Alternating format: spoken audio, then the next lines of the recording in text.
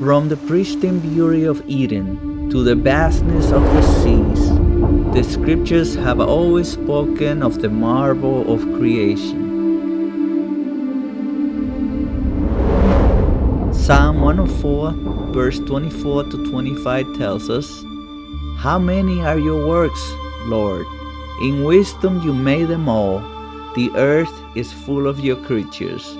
There is the sea, vast and spacious, teeming with creatures beyond number, living things both large and small. There the ships go to and from, and Leviathan which you formed to frolic there."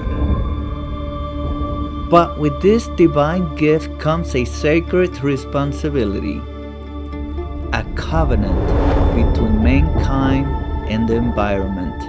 As Genesis 2:15 declares, the Lord God took the man and put him in the Garden of Eden to work it and take care of it. As followers of Christ, our faith is not merely to believe, but to act. It is not enough to say we trust in God's plan, while our hands harm the very earth He entrusted to us.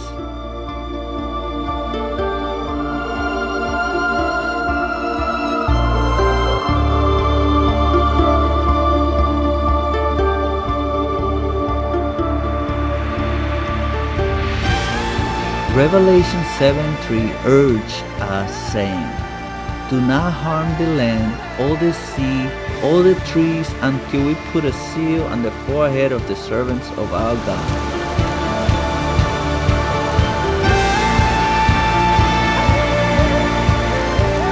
For every tree fell, every river poisoned, every field left barren, we move farther from the abundance He envisioned for us.